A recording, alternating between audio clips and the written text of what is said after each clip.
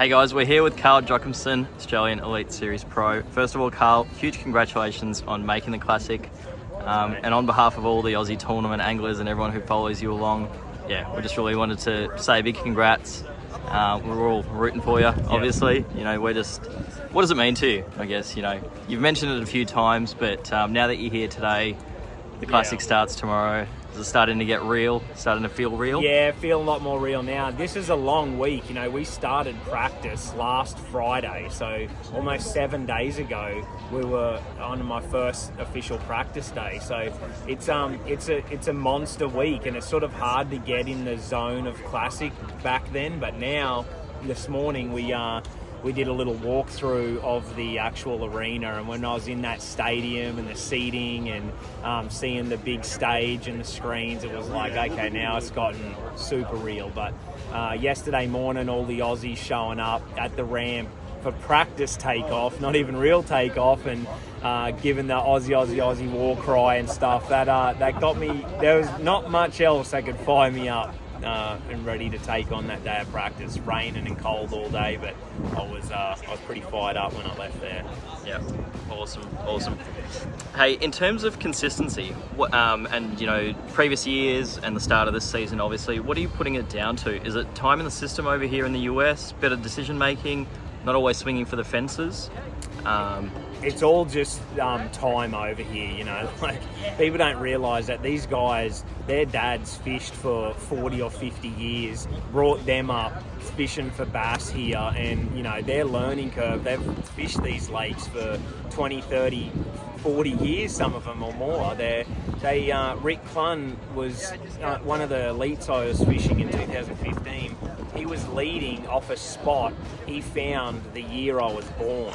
So, like, that gives you kind of perspective of the catching up learning curve that I had to have. And like, 1 year here isn't a lot. 2 years, 3 years. So I've been here almost 12 years now, and it's all of those building blocks. I haven't taken a shortcut in anything. That's been my biggest thing, is I've done everything properly, and I haven't tried to short anything. And with that come a lot of hardships, a lot of harsh learning curves.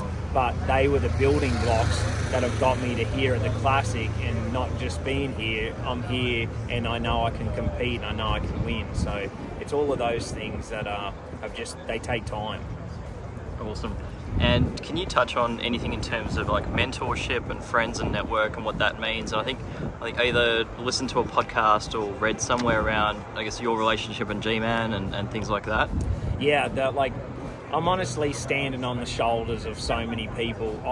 When I think about it, like, it takes so many people to get you here, but I'm the one that had to go through and deal with being broke and going broke and the visa issues and having to go home and thinking about quitting and feeling the feels of defeat hundreds and hundreds of times, and failure and handling all of that. But I've had people that have come into my life that just get you over that line and get you back started and going again. And I've stuck in it long enough now that I have people like Brandon and Gussie and Swindle, and, you know, even Van Dam. He's been amazing to me over the last year. And it's those sort of guys that have the big experience that are able to, like, shorten my learning curve a little bit, I guess. Sure. Yeah, amazing. Carl, in terms of the weekend, can you give us a quick rundown or just your thoughts on top three, say 2-3 baits that might be key for you this weekend? What's happened is we've basically have freezing cold, rainy weather all of practice, like below freezing. It was -5 Celsius on the last day of practice. My guides and line froze up all day. And now we've got a warming trend. You could literally be in shorts and a singlet right now. It's hot. It's 80. And we're going to have 80 tomorrow.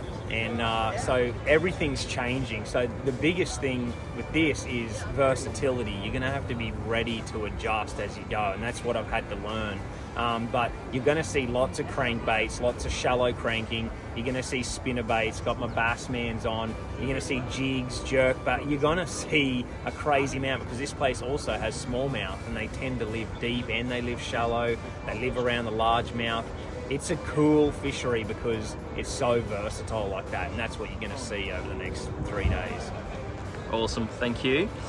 Get into some of the other questions, not 100% fishing related, but the guys over back home really wanted to know if you had any superstitions, whether there's any like quirky things that you do in the lead up to a tournament, whether you've got like lucky undies or socks or like an order that you put your jerseys on for different days. I used to be very superstitious, and I had a hat that I wore until the bib broke in the middle, and it had no cotton here, and like the plastic was hanging out, and if I didn't have that on, I wasn't going to catch a fish. I used to have a thing where you never filled your live wells up, you didn't have your net out, and it actually became a negative to me. I'm like, how would you let something like that affect you through the day? And so I kind of actually wiped it out. I eat banana. I take 2 bananas. They're good for you. They got all the good magnesium and stuff for your body in them. Like, I don't take any of those things on board. I just do. I have a routine. I have set good routines,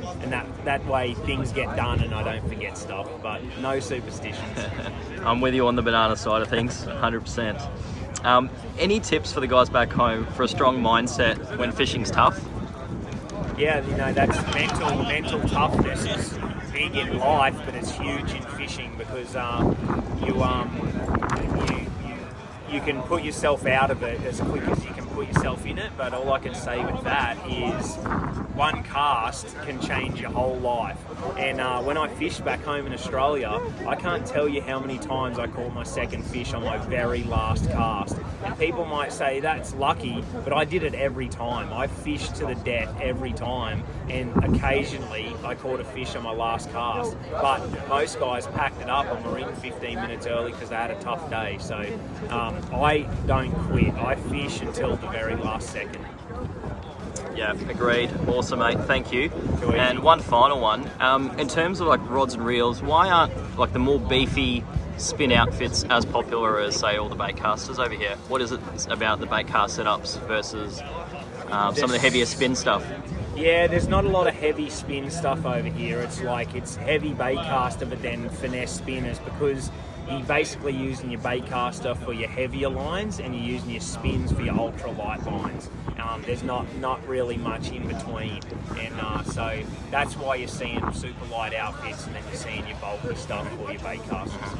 Okay, and have you seen a trend at all, or any change in the industry, I guess, or in the angling community and tournaments with going to lighter lines on, say, for cranking or anything like that?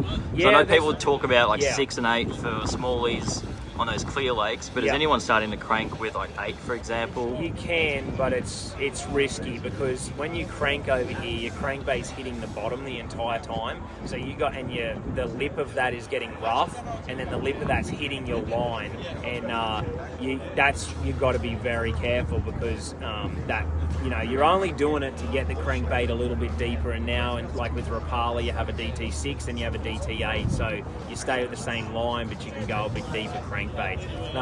Heavy line on power fishing situations doesn't affect them like what it does with super finesse stuff, where they actually can see that line, like drop shotting on Ned rig and stuff like that. Yeah, okay, awesome.